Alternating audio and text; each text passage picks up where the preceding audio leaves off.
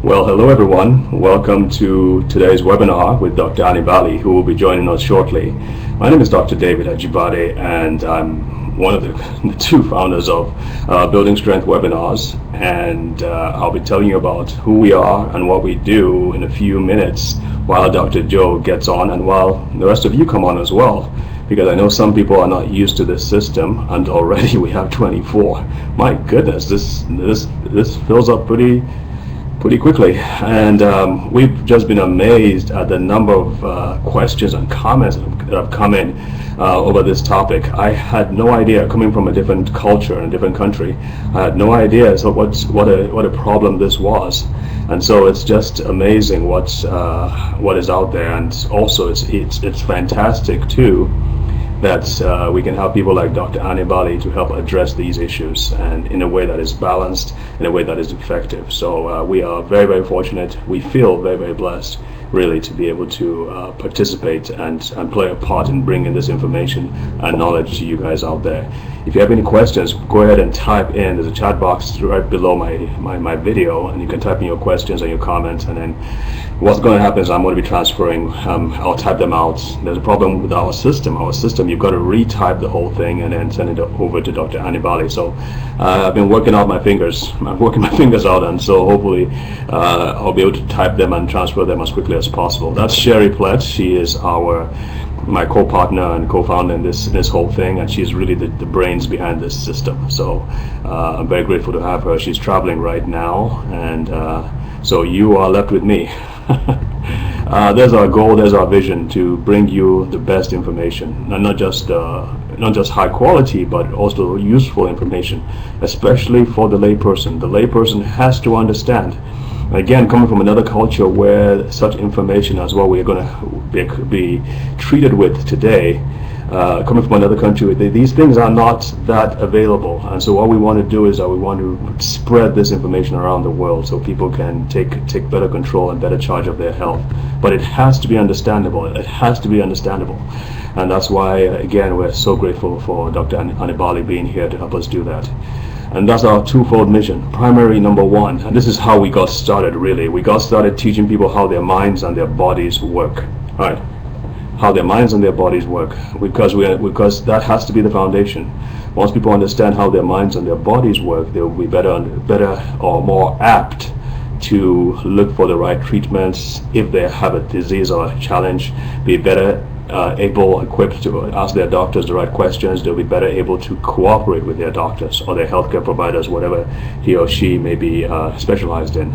So these are the two things that we are after, and it comes down to one word: understanding. Once you understand these principles, once you understand these keys, there's a better hope for you to live a long, healthy life. And also, I mean, that applies to the bottom line as well, whether your personal bottom line or the nation's bottom line.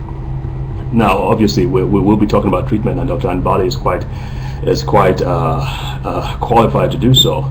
But please, when it comes to specific medical treatment, please get back with your doctor and make sure you cooperate with your doctors where that is concerned. You do not want to just change your treatment based on the presentation or what you heard on the presentation today. That is very, very important. We want you to get the best. And if you remember, Dr. Annibali did a presentation a couple of months ago, and that's why he's back. And a lot of you have posted in your comments. You can do that throughout this period as well.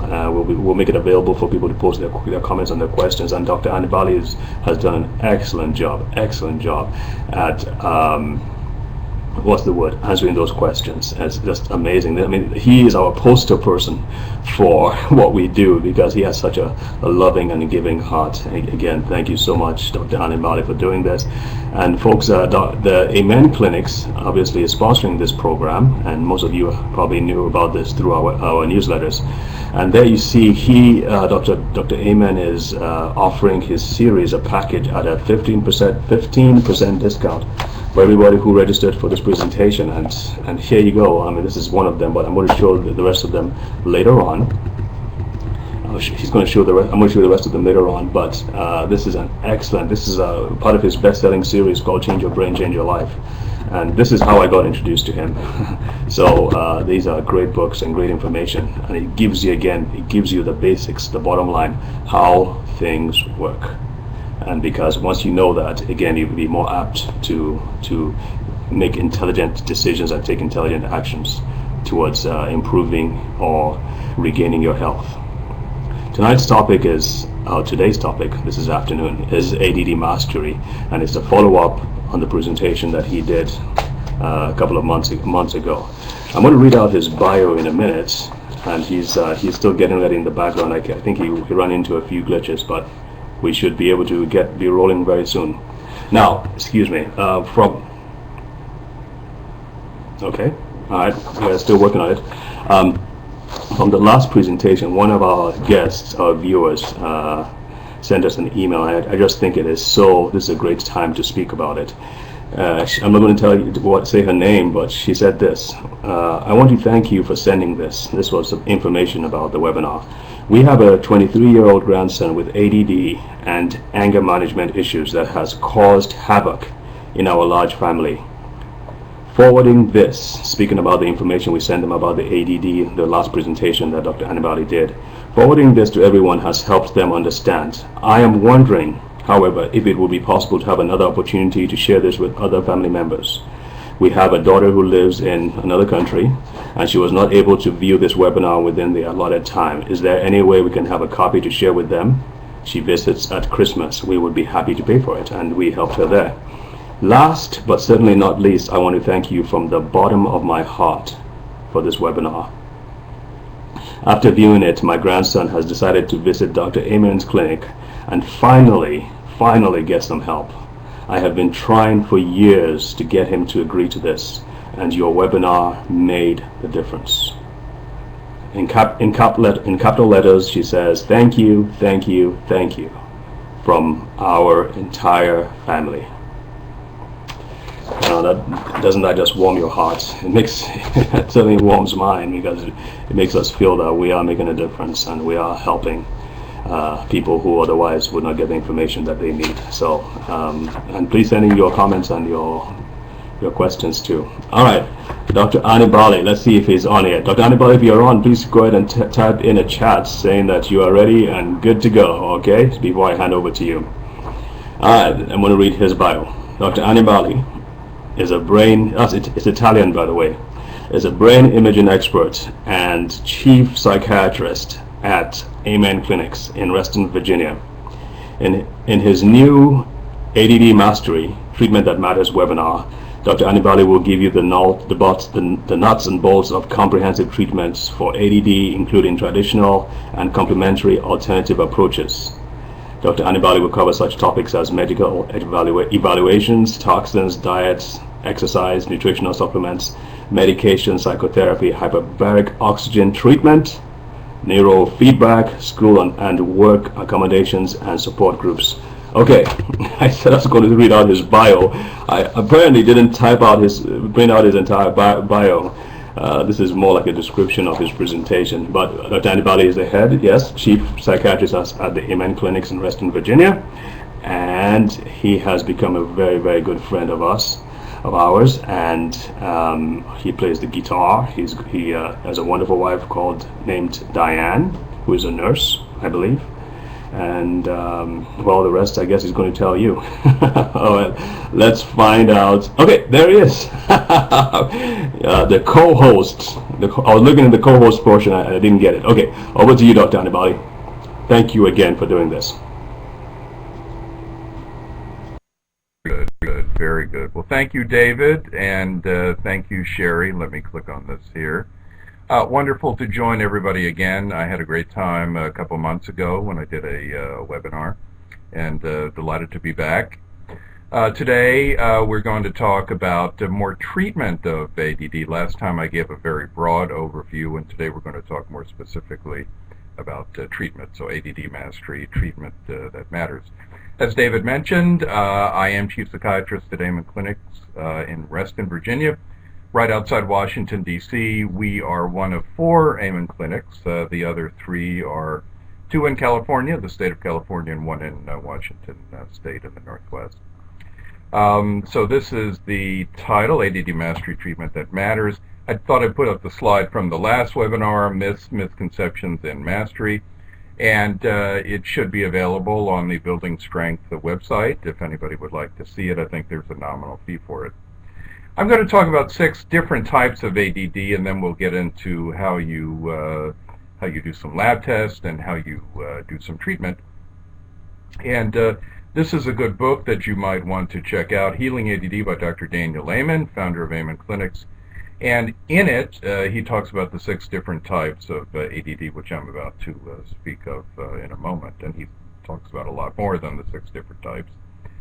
The typing ADD is very important because one size does not fit all, and different types of ADD require different treatment. And it's ironic because many of our patients get this intuitively. They understand this immediately, whereas many professionals, especially psychiatrists, don't seem to get it. So here, patients know better than the doctors. Type 1 is a classic ADD, and I'm not going to read everything on the slide, but this is a combination of the inattentive, difficulty focusing, difficulty concentrating kind of patient, and also they have motoric hyperactivity. And we call it classic because it's one of the several classic presentations, or maybe the most common presentation. On SPECT imaging, brain SPECT imaging is a way to look at brain function, and we specialize in brain SPECT imaging. On that imaging, you can see low prefrontal cortex functioning. Excuse me a second, I'm seeing something flash on my screen. Lower your upload connection. Let me see if I can do that. Hold on. Standard, lower. Let's see if that works.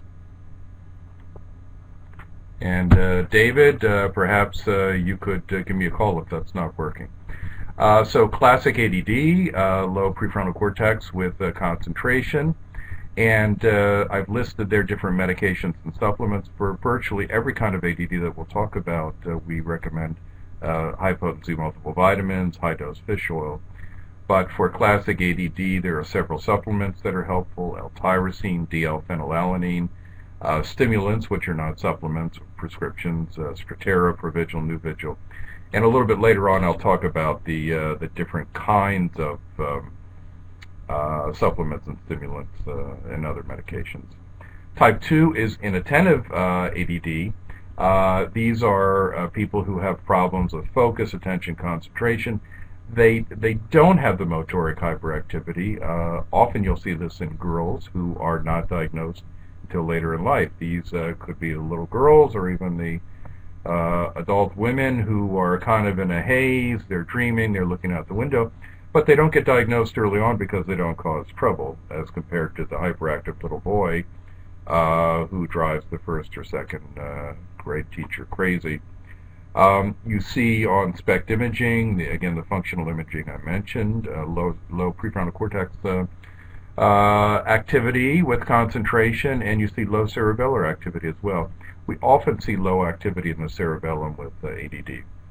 And then the medications and supplements, again, multiple vitamin fish oil, tyrosine, phenylalanine, similar kinds of things as before. Type 3 is an interesting type, over-focused. You will see classic ADD symptoms plus rigidity, stuckness, negative thoughts, obsessional thoughts, grudges. You can see this in Tourette's syndrome.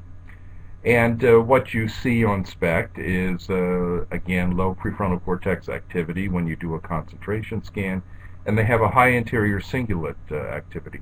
The anterior cingulate we call the brain's gear shifter, and when the cingulate is overactive, as it is here, people tend to get stuck. They can get stuck cognitively and have a lot of negative thoughts. They can get stuck in the sense of having OCD. They can get stuck in the sense of having addictions, which is a kind of a stuckness to a substance. Young women with overactive cingulate activity can get stuck on thinness and develop anorexia nervosa. I'm not saying that all stuckness is ADD, it's not, but you can have it. One of the subtypes of ADD has this stuck subtype. And the treatment here can be a little different. Again, vitamins, fish oil, etc., but you want to give substances as well that increase serotonin, which is why we've listed 5-HTP, St. John's wort, and then some medications that can boost both serotonin and norepinephrine. Sometimes we'll give a serotonin reuptake inhibitor like Lexapro.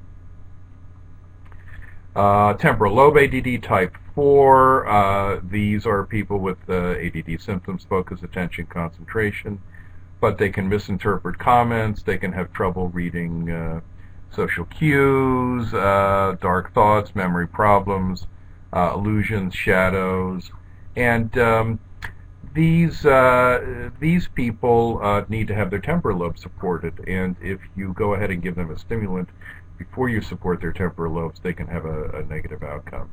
Again, treatment, the SPECT findings, low temporal lobe activity, low prefrontal cortex activity.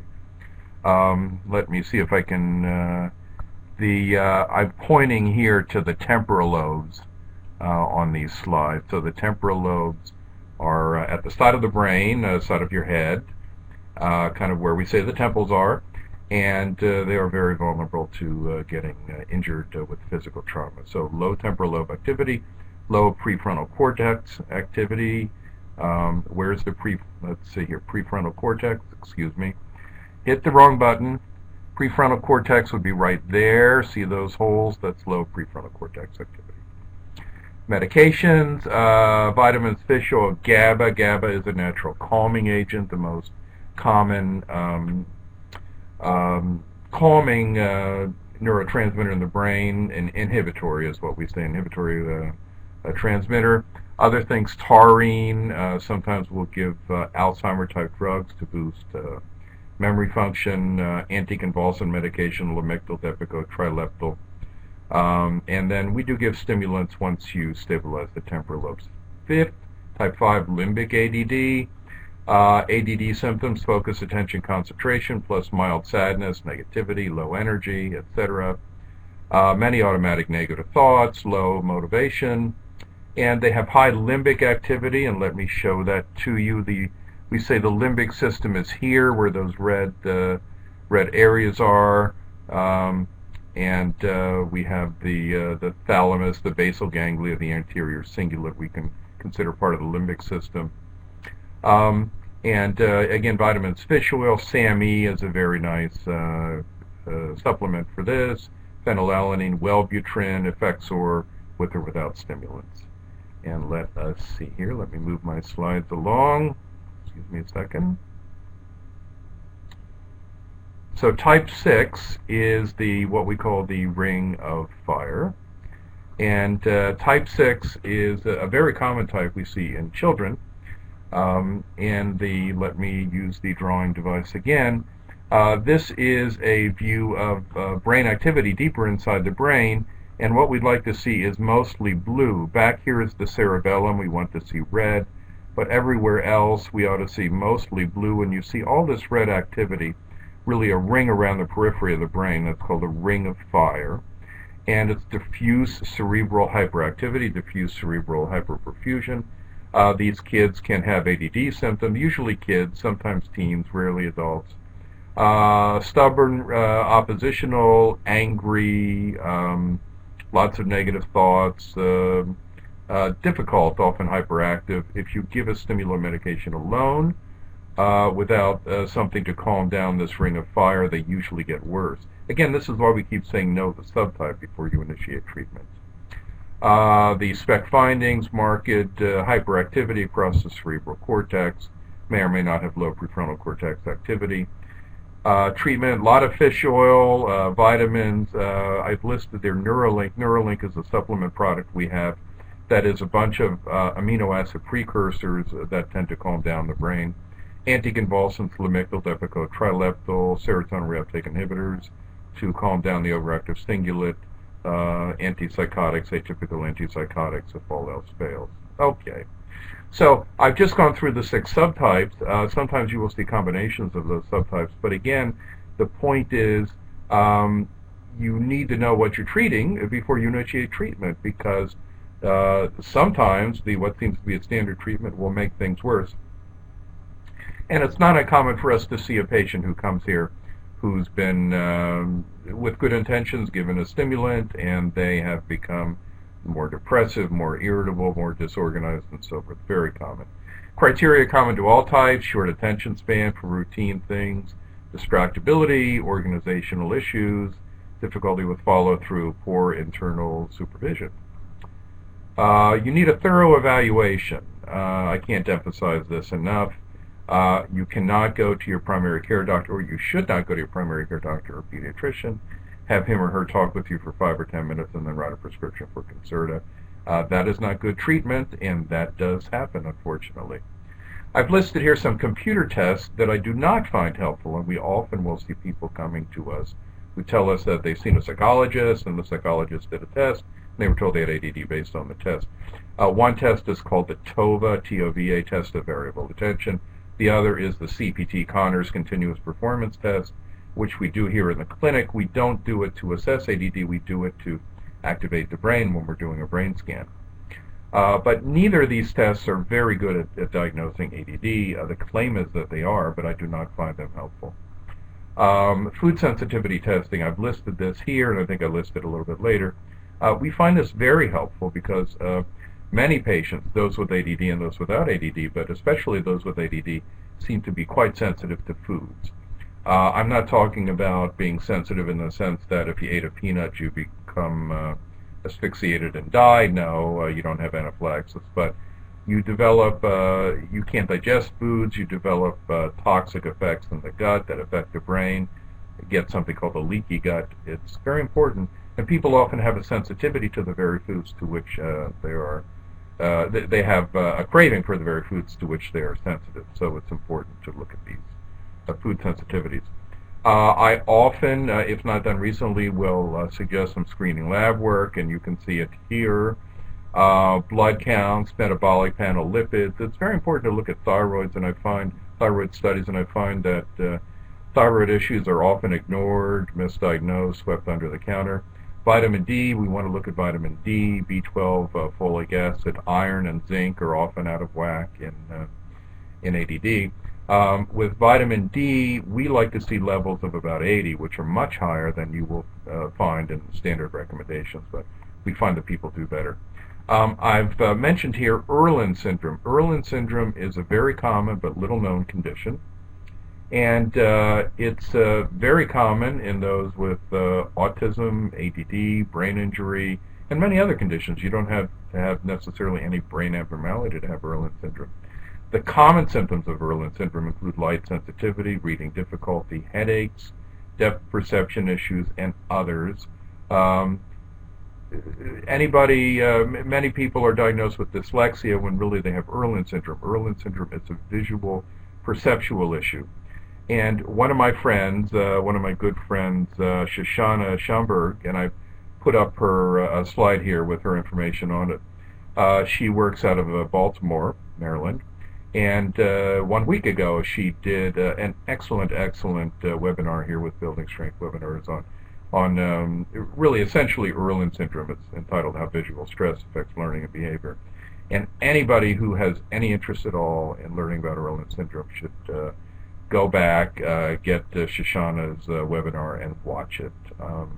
The other thing you could do if you're interested in learning more about Irlen syndrome is, and I'll go back because I have the website, www.irlen.com is the website for Irlen, the Helen Irlen, the Irlen Institute, and there's a wealth of information there, and you can read about it, you can take a self-test and get a referral. Okay, moving on. Learning issues. In the days leading up to this webinar, a number of people wrote in and asked about would I address learning issues and so forth.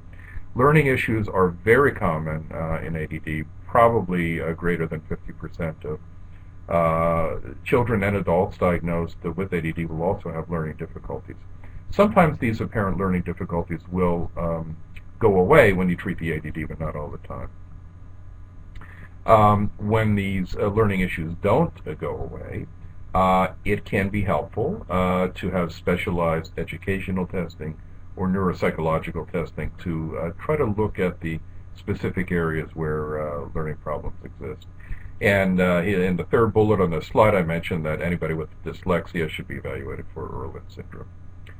And I also said here brain training. This is something that I learned more about last week. There's an organization called Learning RX, and they have a center near us, and the head of the center came last week to present information to us, and it's a fascinating approach to dealing with learning issues, which, as I say, are very common in ADD. So anybody with learning issues might look at that website. They seem to have centers across the United States, so there may well be one near you if you need their services. It's a one-on-one approach, not much computer stuff, but I found it, I'm a skeptical guy, and I found it quite convincing. Dietary interventions. Dietary factors are important in ADD. I mentioned using food sensitivity testing earlier. Food sensitivity testing can be a guide to interventions. Sometimes people, rather than doing food sensitivity testing, will start with what's called an elimination diet. And this is a diet that removes nearly everything that people tend to be sensitive to. So it's a diet of meat, vegetables, pear juice, tea, water, and that's about it. And no artificial colors, flavors, preservatives, etc. If you did a diet like that for several weeks, 2, 3, 4 weeks, and you found that you felt much better or your child felt much better, that's an indication that you had removed from your diet some things that were really causing you trouble. So then you go back and add them back one at a time and try to put your finger on it. Another intervention for ADD dietary is to eliminate gluten, which is found in wheat and grains, and casein, which is found in dairy products. And people commonly have sensitivities to one or both of these, and I've had a couple of almost miraculous responses in people who were sensitive to gluten or casein when they removed them. The miraculous responses are not common, but they do occur. More often people will get a 10 or 20% improvement when they take these things out of their diets. Another approach, eliminate artificial colors, preservatives, artificial sweeteners. It's very clear that we're taking in too many chemicals and compounds into our body and that our livers can't cope. Minimize caffeine. Often people with ADD will use caffeine to boost the prefrontal cortex, but caffeine itself, when used in more than moderate amounts, is problematic. It's a vasoconstrictor, which means it shrinks blood flow to the brain. Diuretic, which means it dehydrates us, and anything that does the both of them is not good for the brain. And then I just conclude that slide. Sometimes these dietary interventions can have a profound effect, not all the time. Lifestyle interventions, exercise 30 minutes a day, limit computer, television, video games. Stress reduction. Everybody needs a stress reduction approach, whether we have ADD or not, and we need to think about meditation, Tai Chi, yoga, systematic relaxation breathing, hypnosis. And I mentioned AlphaStim there, which I'll talk about in a moment. AlphaStim is a little device that has been quite helpful for people. And here is the AlphaStim. As I mentioned earlier, I'm a skeptical person, and when I first heard of the AlphaStim over 3 years ago, I didn't believe it. But the AlphaStim is a little device about the size of an iPod, and it's got wires that you plug in a wire, which is not wire is not shown on the picture. And there are 2 blue clips at the end of the wire that you clip one on each earlobe. And you turn it on and you use it for 20 to 60 minutes a day, and it runs a very small current, a microcurrent through your head, and it synchronizes alpha waves in the brain that are brain waves associated with a small, relaxed, yet focused state of mind. So it's a very nice thing that's helpful for anxiety, depression, stress, and insomnia. And one of my former colleagues who tragically died unexpectedly at a young age had told me somewhat about his use of the AlphaStim for ADD, but because of his untimely death, I never did get to ask him specifically how much success he had had, but I do know that he was prescribing it for ADD. And so for ADD or for the other conditions, you may consider it. Okay, sleep interventions. Excuse me. Sleep interventions are important. Adequate sleep is essential, whether you have ADD or not, but especially if you have ADD. Those with ADD often have disordered sleep patterns. They have difficulty with phase transitions, both difficulty from wakefulness to sleep and from sleep to wakefulness. Excuse me, let me get a drink here. A number of nutritional supplements can be helpful for sleep. 5-HTP, which increases serotonin, GABA, kava, passion flower, valerian, magnesium, and medications can be useful as well. I just mentioned a couple here. Catapress, which is clonidine, reduces over-arousal at bedtime and is commonly used. Seroquel is not a bad one, but there are many others. School accommodations are often necessary. Those with ADD do not learn in quite the same fashion as those without ADD. And the basis for supporting school interventions is are the disability laws. ADD learning issues and learning issues are treated just like a disability, as if one broke a leg or an ankle. And so the schools are obligated to give extra assistance. What you do if you have a child or a teen with learning issues, or even if you're a college-age student or an adult, if you have ADD and learning issues, learning difficulties, you approach, say, the guidance office for elementary school, junior high, high school, and really the parents would approach, and there's a review done, and either a 504 plan or an IEP, individualized education plan, is implemented. And if you get accommodations, in addition to many other potential benefits, such as extended time on exams, testing in a separate quiet room, preferential seating, copies of teachers' notes, when you take standardized tests such as the SAT or MCATs, you're allowed extra time. Work accommodations are sometimes helpful and necessary, basically under the same reasoning as we were discussing before. I find that employers are often more resistant to implement workplace accommodations than are schools. The federal government, state government, often they're open to this. And accommodations can often allow employees to thrive in situations where they would have not been successful. Excuse me. Psychotherapy can be helpful, and not so much psychoanalysis, where you lay down on a couch 5 days a week, which is a modality I'm trained in, but supportive psychotherapy or cognitive behavioral therapy to deal with automatic negative thoughts. Many people with ADD have poor self-esteem, many automatic negative thoughts. ADD coaching can be helpful, helps one develop organizational skills, many life skills, and so forth. Neurofeedback can be helpful for somebody with ADD.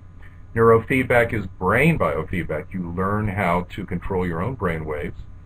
And what you do essentially is they start by making a map of brain electrical activity, and they can tell where the brain waves are out of sync and where you have too many beta waves, where you ought to have alpha, and so forth.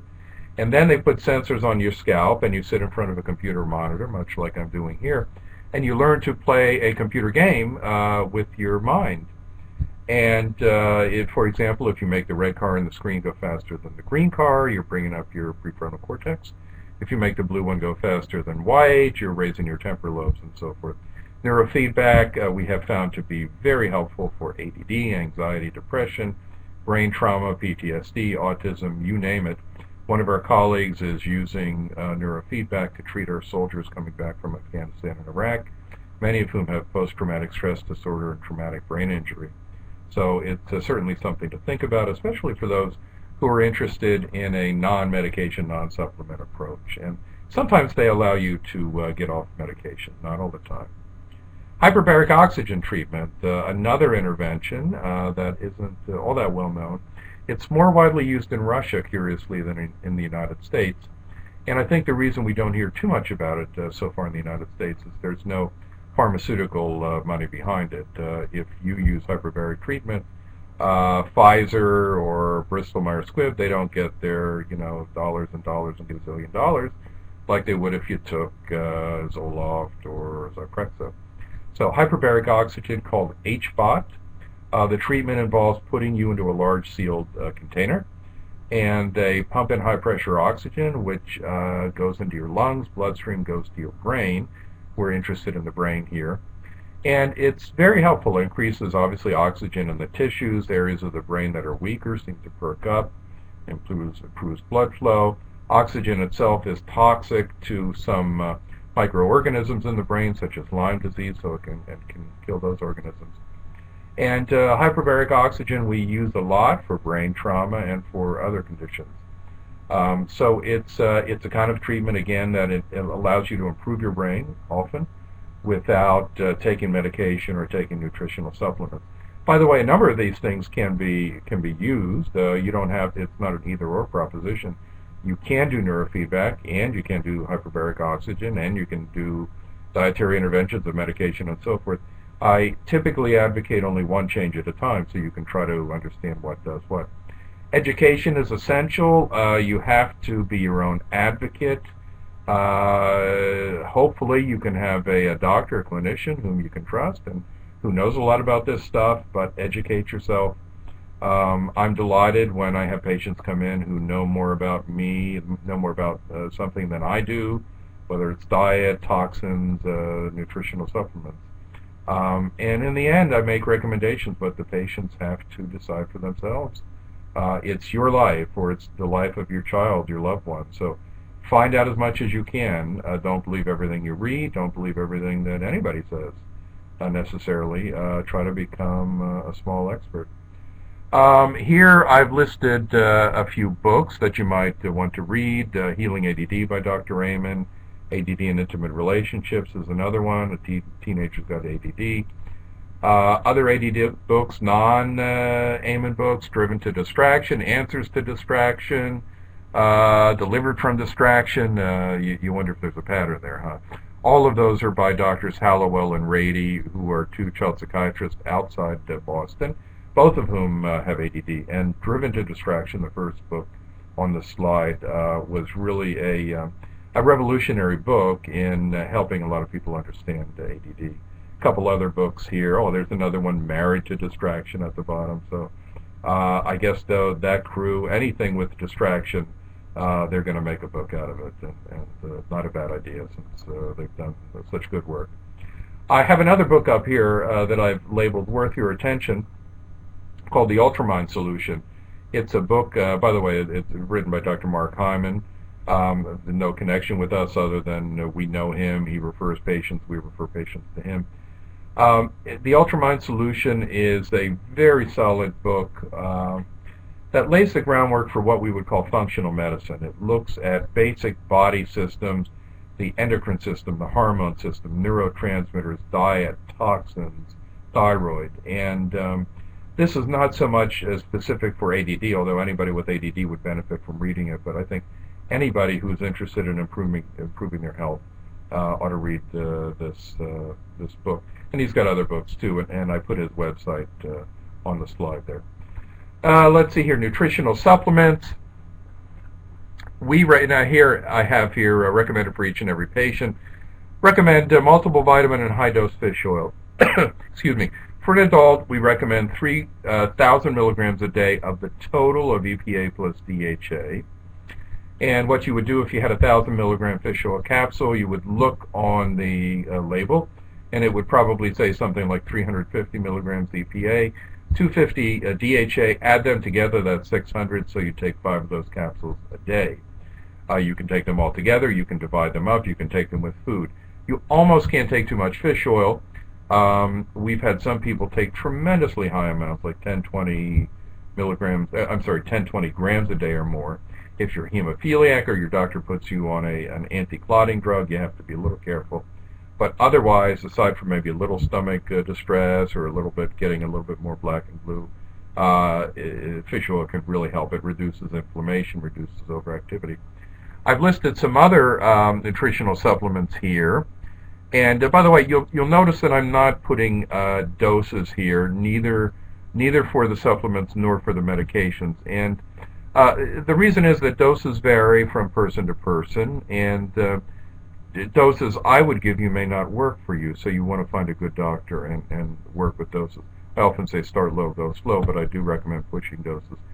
Other nutritional supplements, people are very much interested in what besides medication can I take for my ADD.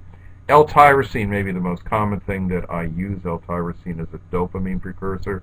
That is, your body makes it into dopamine.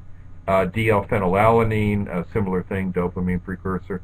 SAM-E increases neurotransmitters such as serotonin, norepinephrine, dopamine. It boosts energy. It's pretty good for ADD. You probably don't want to use it in kids. ALC, acetyl-L-carnitine, improves mitochondrial function. Phosphatidylserine improves memory, learning, verbal skills, concentration. Other nutritional supplements, the B vitamins are very important, and I often recommend somebody to get a B complex vitamin, sometimes B12 specifically. Pycnogenol is a pine bark derivative that we will recommend sometimes. DMAE seems to be helpful for alertness, vigilance. Ginkgo is one we use commonly. Ginkgo increases blood flow to the brain, energy concentration, focus, memory. Daniel Lehman says that the prettiest scans we see, the best looking scans we see here at Amen Clinics come from people who are taking ginkgo, so high praise indeed. Ginseng improves circulation, energy, cognitive functioning. L-theanine is, I was going to say peculiar, and that's not quite the right word, but L-theanine can boost focus and calming, and it comes from green tea. Rhodiola affects serotonin and dopamine. Ashwagandha, Indian ginseng, and magnesium and zinc. We often will test for those and give supplements to boost magnesium and zinc. Okay, medication issues. I write on there, like with shoes, one size does not fit all. Doses must be individualized. There are FDA limits that are published in the PDR Physician's Desk reference that I find that doctors who are not so sophisticated in using ADD meds seem to follow too much. The FDA limits mean little. When drug companies submit a medication for approval to the FDA, they have tested it on very narrow dose ranges. So the FDA approves the medication for those very narrow dose ranges. Then these medications get out for general use, and doctors like me are trying to do the best to help our patients. And we find naturally that some people require higher doses, some people require it lower. So if somebody isn't abusing a medication and they're tolerating it with limited side effects and moderate benefit, why not boost the dose?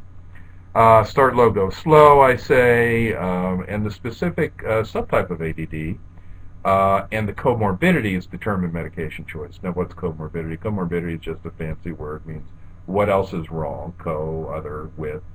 What else is wrong? So with ADD, you can often have anxiety, depression, bipolar illness.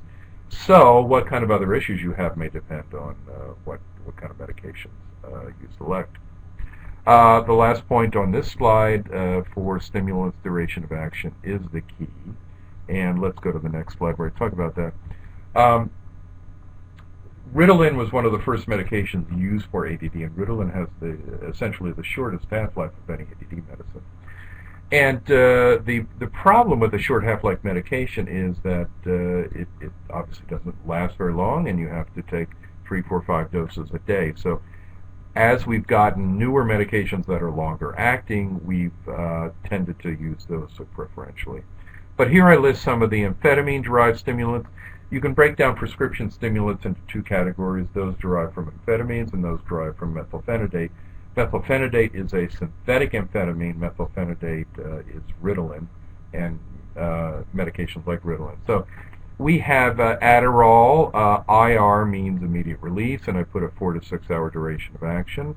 Adderall XR, extended release, which was introduced after Adderall IR, and you find that it will last 8 to 10 hours. Dexedrine IR, immediate relief, 5 hours. Dexedrine, extended release, 7 to 8. Vyvanse, which is my very favorite stimulant, and by the way, I get no kickback from Shire, which is the company that makes it, but it lasts 12 to 14 hours. It's very smooth.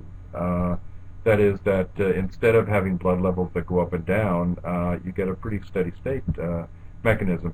The way Vyvanse came to be was that they had decided to try to make a stimulant medication that was less abusable, because young people do give these medications to others, and some people abuse them. If you took Dexedrine or Ritalin and crushed it up and you snorted it, smoked it, injected it, you would get high. It'd be like cocaine.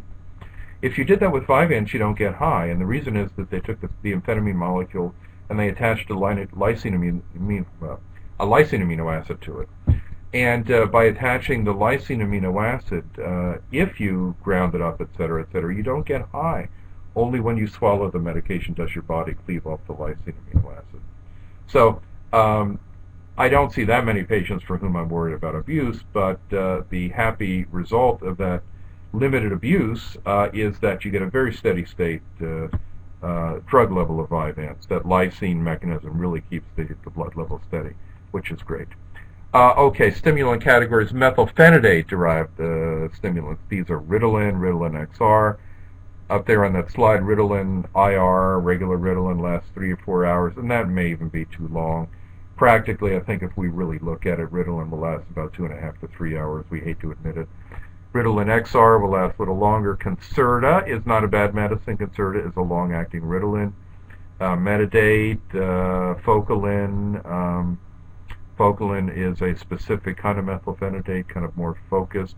And Datrana patch, the Datrana patch is a patch that you wear on your hip, and it slowly releases methylphenidate into your skin, into your bloodstream, and you can control how long it lasts by taking off the patch when you want.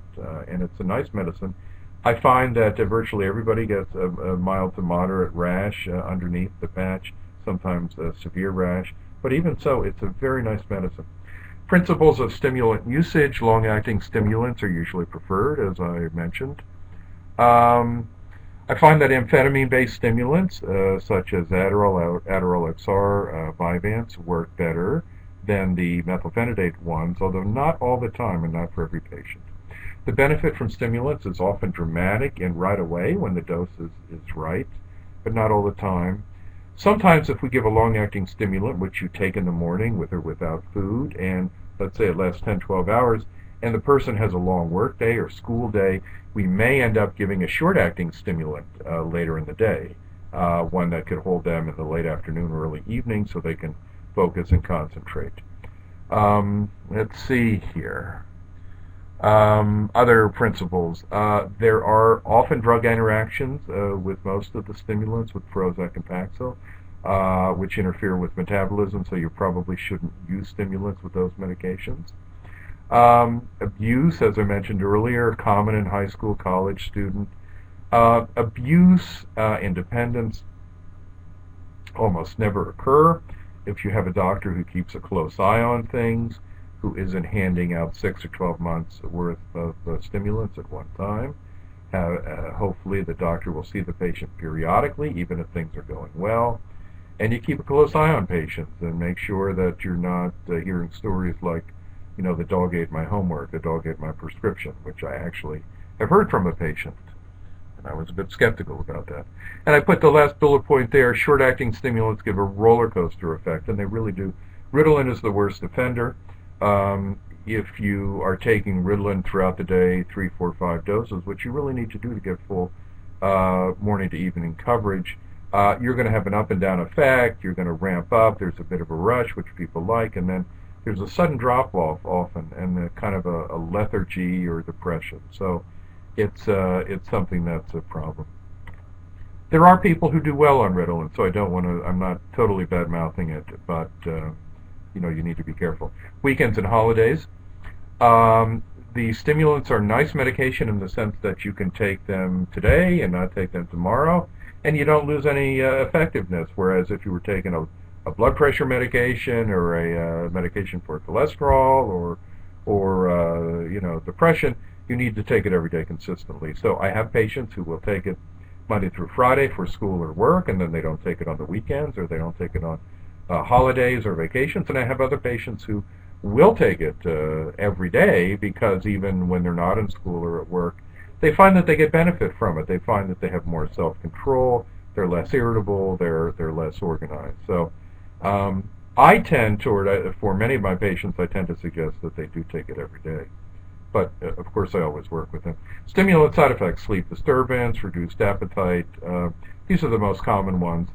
Increased pulse and blood pressure. Stimulants will typically increase pulse and blood pressure each by a few points.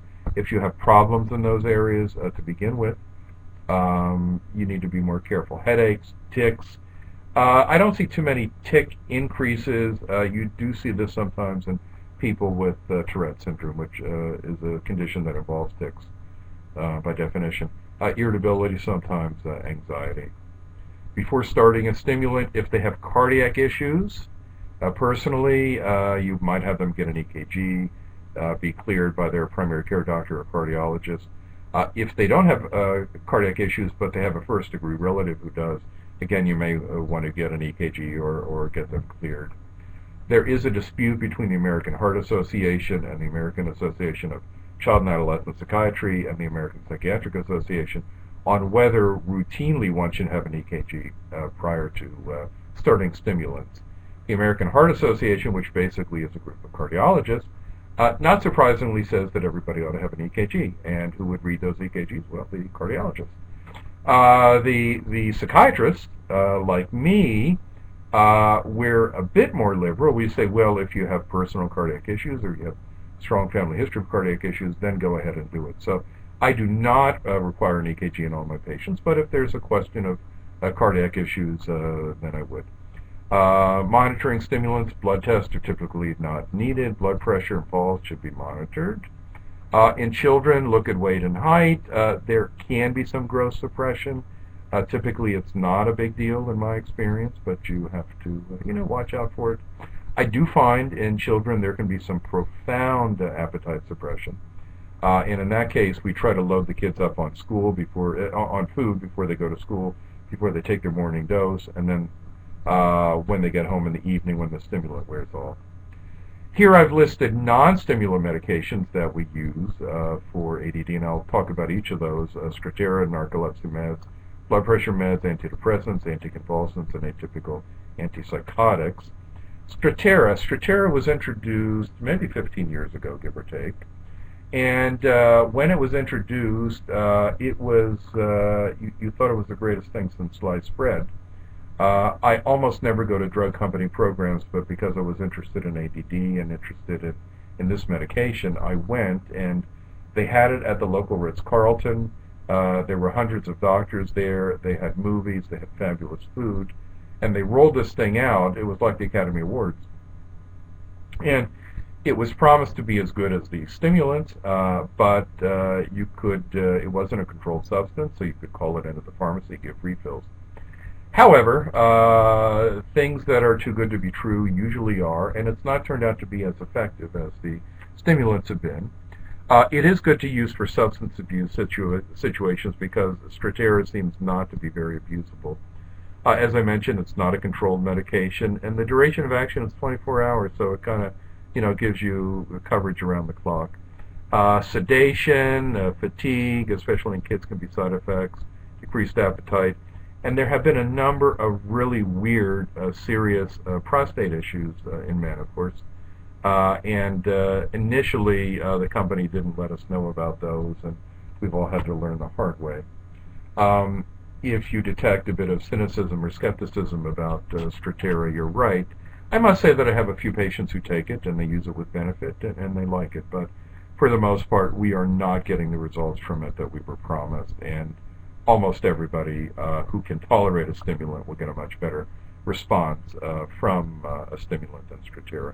Narcolepsy medications. Narcolepsy is a sleep disorder in which one has irresistible sleep attacks and some other unusual symptoms. Provigil and Nuvigil are medications that were introduced to treat narcolepsy, and they also have been approved to treat fatigue in MS. And Provigil was nearly approved for the treatment of ADD, but there were some rash issues in children before they released it for general use, and the FDA said thumbs down, probably because they thought that a lot of kids would end up taking this medication, which would be the case. Had it been approved by the FDA for ADD, it may well be the best-selling ADD medication out there. Now, we use it for ADD, but the use is off-label. Provigil and its brother, Nuvigil, work by increasing prefrontal cortex functioning, increasing arousal. They do it in different mechanisms than you see with the traditional stimulants. You can give refills, and they're nice medicines, and we use them quite a bit. Still, I think the stimulants are better. Blood pressure medicines, I've listed a number here. 10x is a blood pressure medicine that reduces arousal and hyperactivity. Intunev was introduced 14 months ago by Shire, the company that makes Adderall and Vyvanse, and it essentially is a long-acting 10x. It's a long-acting blood pressure medicine. You give it in the morning, and you find that kids and adults and teens sleep better in the evening. It's curious. About 12, 14 hours later. It's not a bad medicine. It was marketed initially as being especially helpful for kids with oppositional defiant disorder. And what the drug company found was that, okay, it was being prescribed for kids with ODD, oppositional defiant disorder, but it wasn't being prescribed for kids without ODD, and they figured that there are many more non-ODD kids than ODD.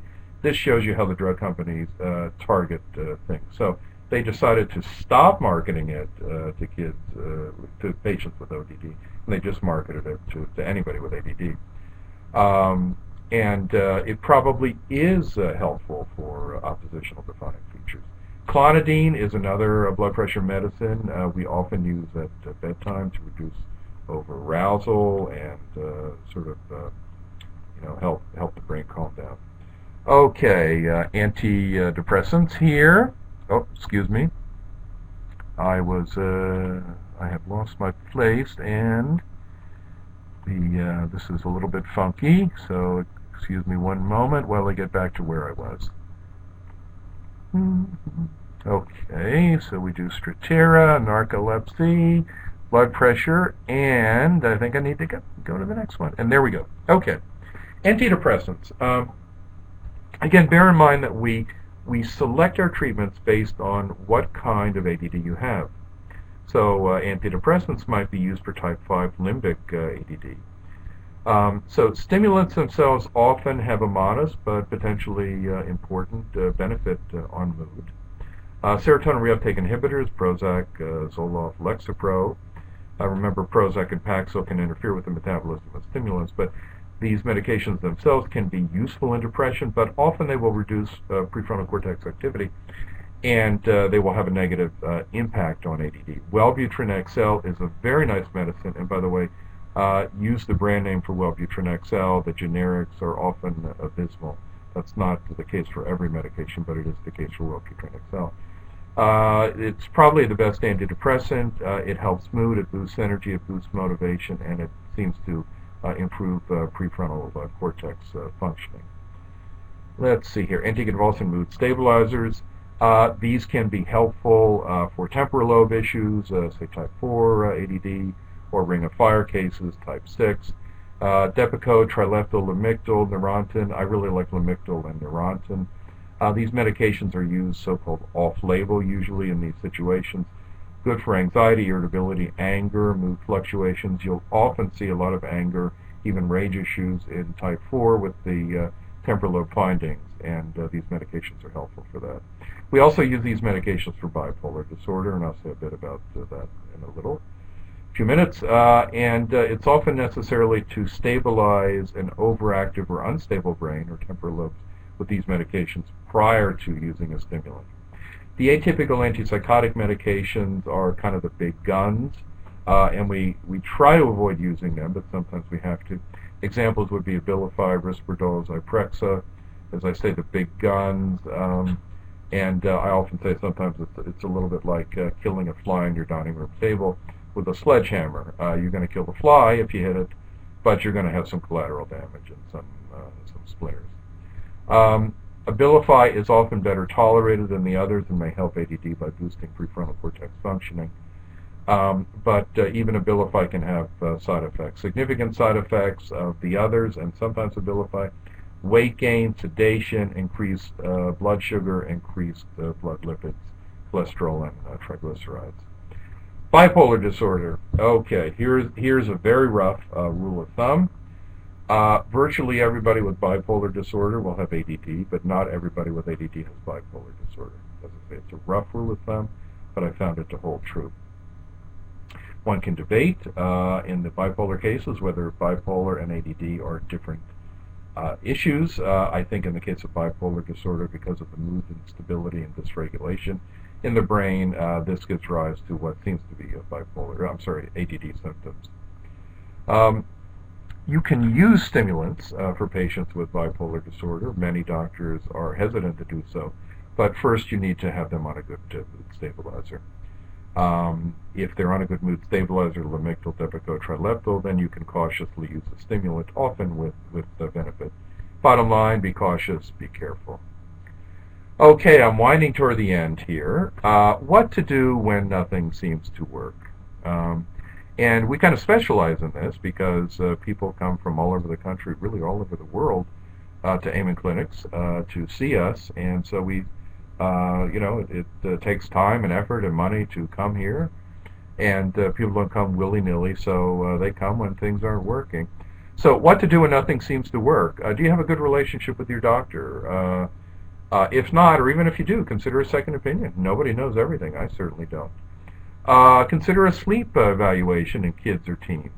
Untreated sleep apnea in kids can often bring about something that looks like ADD. In fact, we have some ideas that in the past 20, 30 years, when they stopped taking out tonsils so much, and I had my own tonsils out when I was 2.5, because they've stopped taking out tonsils, kids are getting more ADD because they're getting more sleep apnea and they can't breathe properly. What else to do? Look for toxins. Look for heavy metals. You can do a hair sample test for heavy metal screen. You can do what's called the provocation challenge for heavy metals. Look for pesticides, other toxins, detoxification. Look for hormone imbalances. Look at thyroid. Look at other things. You can test neurotransmitters and cytokines. You can do a neurotransmitter test. This is a urine test by and large, and you can look at different levels and get some idea what's going on in the brain. Cytokines. Cytokines are inflammatory components produced by the immune system, and we do think that a lot of inflammation is involved in ADD, maybe more so in some cases than others, and a cytokine test is a test that allows you to get a handle on inflammation, to try to figure out is there inflammation, and if so, what kind. Lyme disease. Lyme disease is the great imposter. I was speaking this morning with somebody who is an expert in Lyme, and we now believe that Lyme is epidemic. In fact, and this is a chilling thought, but I suspect it may be true, there is interesting data that suggests that every single patient, every single person in the United States is infected with Lyme. I won't go into why we think that.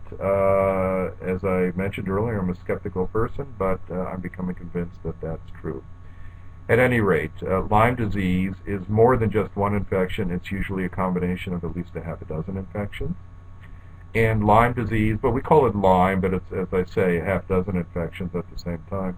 You get it from a deer tick, we think. It's probably transmissible sexually. The Lyme organism is a spirochete, like syphilis. It's not syphilis, but spirochetes, like syphilis, can be transmitted sexually, so why not Lyme? And Lyme is the great imposter. It's kind of a rule of thumb. When anybody has any neuropsychiatric symptoms, medical symptoms, cardiac symptoms, fatigue, chronic fatigue, fibromyalgia, chronic pain, any of these presentations or almost anything else, and we can't figure out what the heck is going on, we test for Lyme. Until recently, there have not been good Lyme tests available. One lab that does do good tests is Igenix, which is in California. Another one, which I use frequently, is Pharmacin, which is in Wisconsin.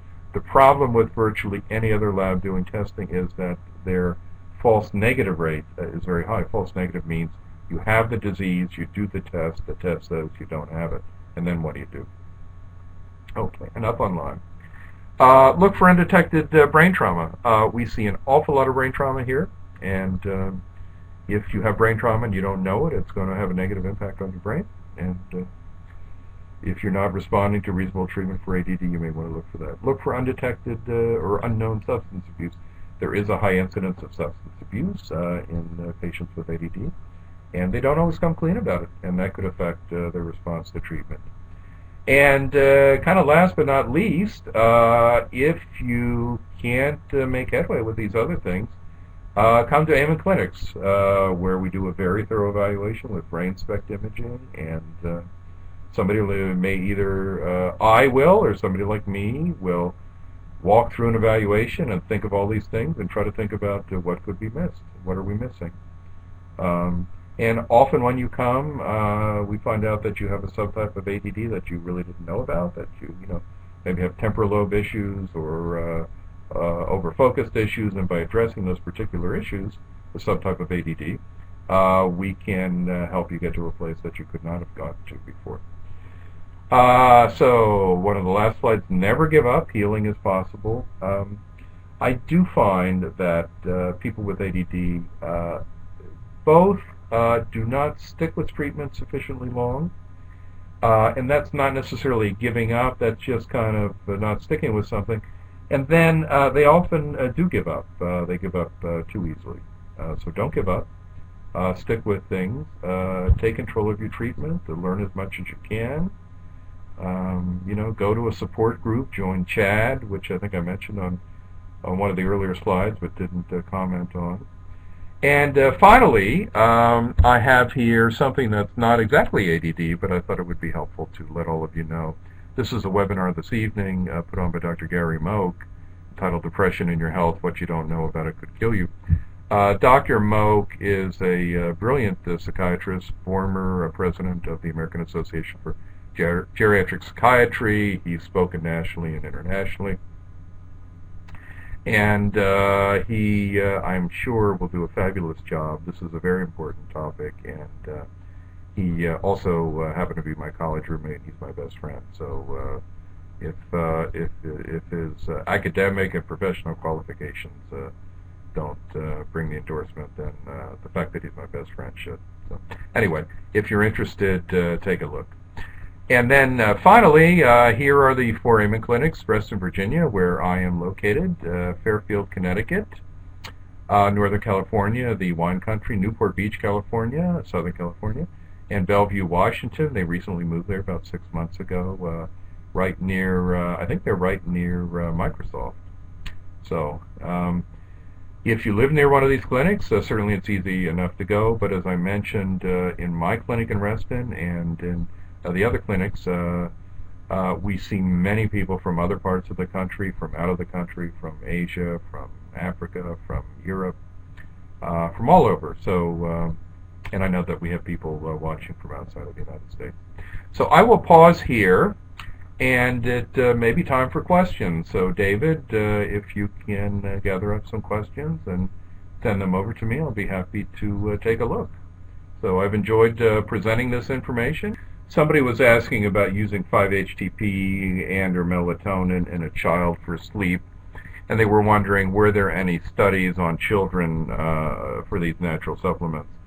There aren't a lot of studies that I'm aware of, and I can't cite any off the top of my head. But the best place to check is a website run by a group in Boston called Natural Standard, STANDARD. And they have collected a massive amount of information on nutritional supplements, alternative treatments, and so forth. Would I use 5-HTP and melatonin in a child? I would, certainly, and I have recommended it many times, and many of my younger patients have used it with success. We find with melatonin, by the way, that there's a broad range of dosage. I usually start with 0.5 milligram. Often we'll use it at bedtime, but more recently I've been reading from sleep experts who recommend that we give melatonin maybe 4 to 6 hours before bedtime. So you would actually give it at dinner time. So start with 0.5 milligram, build up gradually, and people have taken as much as 15 milligrams a day, and without problem. Somebody raised a question about PET, positron emission tomography. Similar to what we do with SPECT, more expensive. Excuse me, usually done in research centers, not in common practice. PET can be helpful, but usually SPECT is nearly just as good and far less expensive. Somebody mentioned EMDR for ADD. I'm not aware that EMDR is specifically useful for ADD. EMDR stands for eye movement desensitization and reprocessing. And It's a treatment that has been developed for post-traumatic stress disorder primarily and other kinds of trauma. People with ADD can have PTSD certainly and other trauma, and if so, EMD could be helpful. EMDR could be helpful, but not specifically. I have to lean in a little bit to look more at these questions. Let's see if I can broaden it. Any help for temper control? In the middle of menopause, swear I'm still having PMS. Temper gets out of control. Well, it depends. There are treatments for PMS. There are hormones. There are a number of minerals you can take. The serotonin reuptake inhibitors can be helpful for PMS. Is it true that most ADD meds should see results immediately? Well, the stimulants will give you immediate results if the dose is right, and if the diagnosis is right, if a stimulant is right for your type of ADD, and if the dose is right. Are there specific tests that would reveal which type is present? Well, the SPECT scans are the best kind of test, but there are checklists on the Amen website and the Amen books, Healing ADD, for example. Question here: I'd like to ask about Provigil or Nuvigil. I've tried pretty much all the ADD meds and they haven't worked. My processing seems to be slow, causing trouble with decision making. I'm a type 2, possibly type 5, some depression. Someone suggested Provigil, but my medication nurse practitioner says she can't prescribe it because it is not written up for ADD. Well, I'm not up on what are the regulations for nurse practitioners and so forth. As I may have mentioned earlier, the use of Nuvigil, Provigil would be off-label, that is not approved by the FDA. But many of the medications that we use are so-called off-label. And in fact, I'm not reckless, but I'm here to help patients. And if what's on label doesn't help, then I'm going to go to what's off label, or the dose will be off label, or whatever. So I don't know if it's the fact that she has a supervising physician who won't allow her to do it, or whether she is just is rigidly adherent to whatever the FDA says. But many of us are using it. I would say if she can't be convinced, I would find a psychiatrist. What can you tell us about how it works and how to get it? Well, obviously you need somebody to prescribe it for you. That goes without saying. It works on the histamine mechanism in the brainstem, and it does seem to increase activity, function in the prefrontal cortex. Let's see here. Our son is quick to anger, shows frustration, homework, but perfect respect for teachers. Can this be related to ADD? This is very common. We hear this, that kids are perfect in school, and then at home, when you have to sit with them to do homework, they go bonkers. A way to reduce his anger, work cooperative. Well, it's difficult to say because I don't have specifics, but if he's got ADD, I would try to treat the ADD. If he has a learning disability, I'd try to sort that out. Is he hungry? Is he fatigued? Is there tension with the parents? Is it related? Is this difficulty related to a particular class or course or teacher? So we need to understand more about it. Is there a connection with Asperger's and ADD? Well, not a connection per se. Quite a few patients with Asperger's do have ADD, but not everyone. I feel that I have adult onset ADD. Is that possible?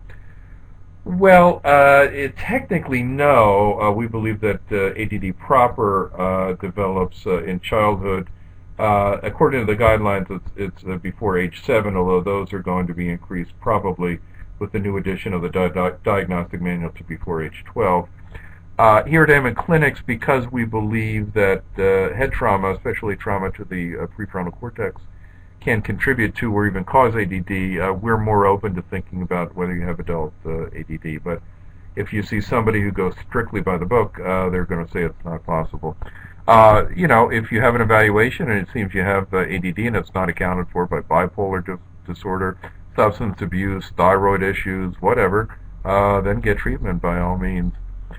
My 7-year-old daughter started on Focalin and after 4 days started having heavy nosebleeds. Is this uncommon? It is uncommon.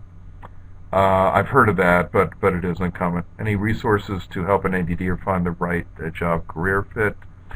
Well, there you could consult a psychologist. There are a number of simple psychological tests one can take that help you decide what what career, what profession would suit you. In general, for somebody with ADD, they do not do well sitting at a desk processing insurance claims for 8 hours a day. They do better when they have different challenges, different tasks, when they can move on from one thing to another. Let's see, jump many jobs and feel frustrated. How do you find the difference? How do you tell the difference between a 25-year-old who is using or is ADD? Well, that's a thorough evaluation would try to tease that out. Are there periods when they're not using? Are they using to self-medicate for ADD? If they've not used, are the ADD symptoms still there? Substance abuse is very common in ADD, often for self-medication. I'm interested in learning more about toxins. What is the best way to remove them?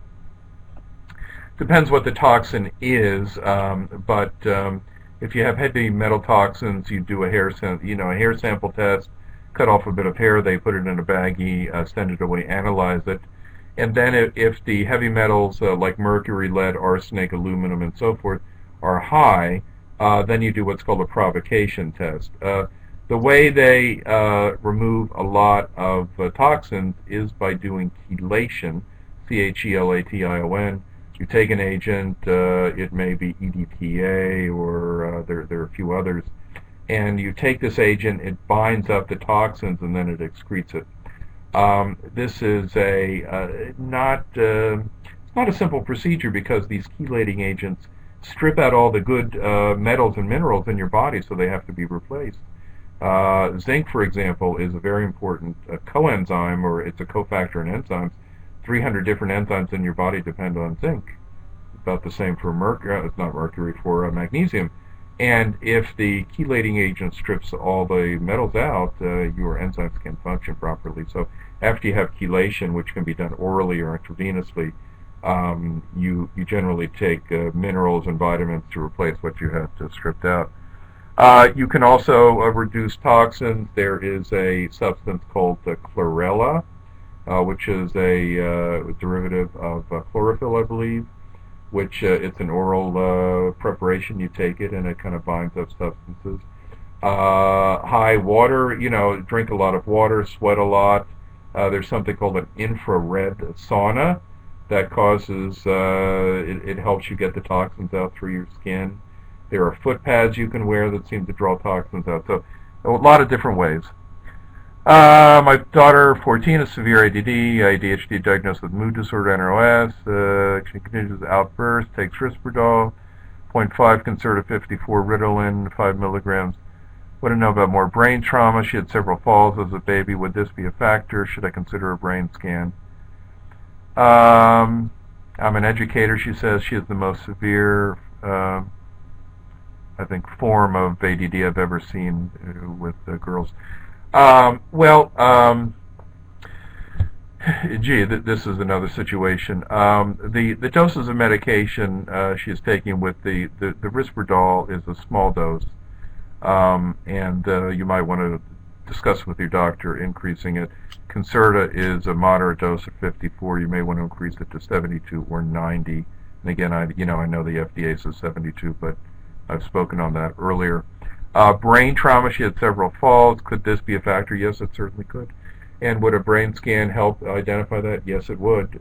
So she would be exactly the kind of patient who ought to come here, who is not responding easily to reasonable treatment, and you want to take a look at what her brain is doing. Another question, I think I've lost my bubbly personality since taking Adderall. Are ADD and depression closely related? It's not common, but it's not rare either that people say that they've lost their personality when they take a stimulant. And sometimes in getting to know them, they are different. They're kind of flattened or blunted. Other times, they're really not, but they've been almost like wild and maniacal from the ADD, and they're just settled down more, and they're not used to it or they don't like it. Are depression and ADD closely related? They are often present. and one could think, well, is it depressing to have ADD? Yes, usually because life is more difficult, your brain doesn't function so well. Is that the only reason? No. They can be present as separate conditions, but not necessarily. Is depression common while taking Adderall? This is not extended release. No. Well, yes and no. When Adderall is given appropriately, the incidence of depression is very limited. But as I was saying earlier, with the Ring of Fire case, with temporal lobe issues, you can find many people who don't tolerate a stimulant well, especially the shorter acting ones, because they've got their limbic system is overactive, they've got temporal lobe dysregulation. So in those cases, you need to stabilize temporal lobes with GABA, with an anticonvulsant, and then they can tolerate a stimulant. Let's see, I was slapped by a teacher and my head hit the stone blocks of the wall. My goodness. My mom hit me in the head all the time. Is this something that would start ADD? Can somebody grow out of ADD medication? Well, I'm sorry to hear your history here. It's tragic. It sounds like you may well have some significant head trauma. Would that cause ADD? Yes, it could, because you're likely to have damage to the prefrontal cortex right in front of the brain, and perhaps also the cerebellum. Can somebody grow out of ADD medication? Occasionally. When I did my medical school and residency training about 25 years ago or so, we were taught that many people did grow out of ADD once they hit adolescence or early adulthood. We now know that that's not necessarily the case. What you often see is that the hyperactive form of ADD dies down, and what had been a physical hyperactivity, that is somebody who can't sit still or hold still, becomes a mental hyperactivity.